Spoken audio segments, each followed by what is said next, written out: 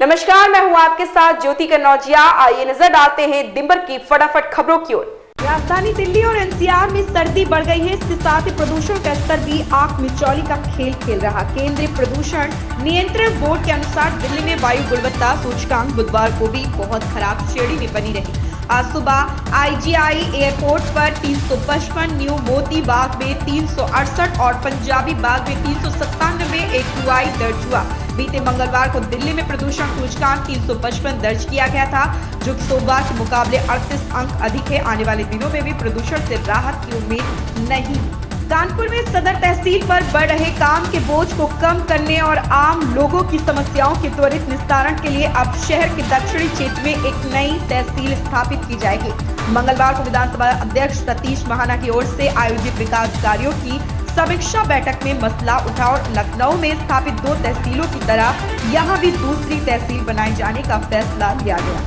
Netflix की web series money heist की लोकप्रियता ऐसी थी कि अमूमन हर भारतीय के जुबान पर यही चढ़ी हुई थी, लेकिन मनी हाइस्ट का खुमार अब भारतीय राजनीति में भी दिखने लगा। मंगलवार सुबह प्रधानमंत्री नरेंद्र मोदी ने कांग्रेस को घेरने के लिए मनी हाइस्ट का जिक्र किया, तो शाम होते होते कांग्रेस ने भी मनी हाइस्ट का जिक्र कर ही दिया। कांग्रेस के वरिष्ठ नेता जयराम रमेश ने भाजपा पर निशाना साधा। जयराम ने अडानी और मोदी के बीच साठगांठ का आरोप लगाया और इसे 1947 के बाद से भारत का सबसे बड़ा मनी हाइस्ट बताया। बलरामपुर अस्पताल के डॉक्टर अब जीन्स टी शर्ट पहनकर अस्पताल नहीं आ सकेंगे। सरकारी अस्पतालों के डॉक्टरों को फॉर्मल ड्रेस में ही आने के महानिदेशालय के आदेश के बाद अस्पताल प्रशासन ने यह निर्देश जारी किए। अस्पताल के सीएमएस डॉक्टर अब्दुल मल्होत्रा ने बताया कि महानिदेशालय के आदेश का सख्ती से पालन कराया जा रहा।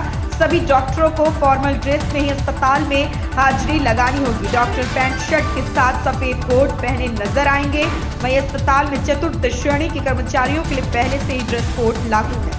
आगरा और मथुरा में भ्रमण के लिए हेलीकॉप्टर सेवा शुरू करने की तैयारी पूरी हो गई है। इसके लिए दोनों जगह हेलीपोर्ट तैयार हो गए हैं। इसका संचालन पीपीपी मोड पर कराया जाएगा। मंगलवार को पर्यटन व संस्कृति मंत्री जयवीर सिंह की उपस्थिति में पर्यटन भवन में messrs Rajas एयरोस्पोर्ट and adventure private limited के साथ एमओयू हुआ। पर्यटन एवं संस्कृति मंत्री ने कहा कि भारत रत्न पूर्व प्रधानमंत्री अटल बिहारी वाजपेयी की जयंती पर 25 दिसंबर को इसके उद्घाटन की संभावना है। इन स्थलों पर हेलीपोर्ट की सुविधा से देशी विदेशी पर्यटकों और श्रद्धालुओं को हवाई सेवा का अवसर मिलेगा। लखनऊ शहर के सबसे प्रमुख चौराहे हजरतगंज के बाद अब गोमती नगर रेलवे स्टेशन का नाम भी पूर्व प्रधानमंत्री स्वर्गीय अटल बिहारी वाजपेयी के नाम पर किया जाएगा। इसका प्रस्ताव तैयार हो गया है। 15 दिसंबर को होने वाली नगर निगम कार्यकारिणी की बैठक में इसे मंजूरी के लिए लाया जाएगा। बैठक का एजेंडा मंगलवार को जारी कर दिया गया। इसमें कुल 11 प्रस्ताव शामिल हैं। इनमें 5 प्रस्ताव नामकरण के और 4 प्रस्ताव प्रतिमा लगाने और द्वार निर्माण के हैं।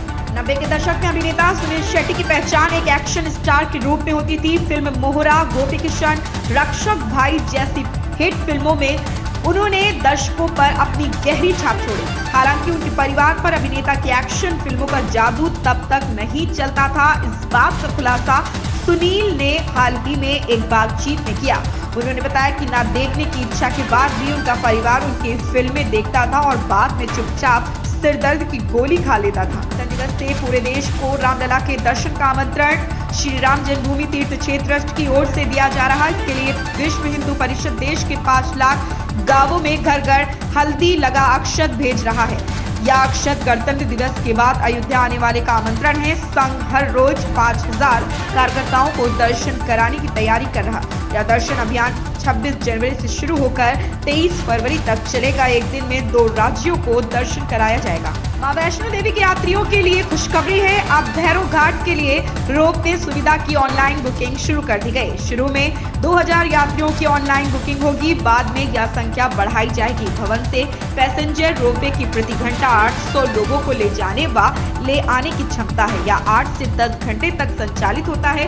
उपराज्यपाल मनोज सिन्हा ने मंगलवार को इस सुविधा का शुभारंभ किया। दक्षिण अफ्रीका दौरे पर गई ऑस्ट्रेलिया क्रिकेट टीम की शुरुआत अच्छी नहीं रही। पहला T20 बारिश से धुलने के बाद दूसरे T20 में टीम इंडिया को हार का सामना करना पड़ा। भारतीय टीम के पास अगले साल होने वाले विश्व कप 2024 से पहले सिर्फ कुछ ही T20 मैच बचे।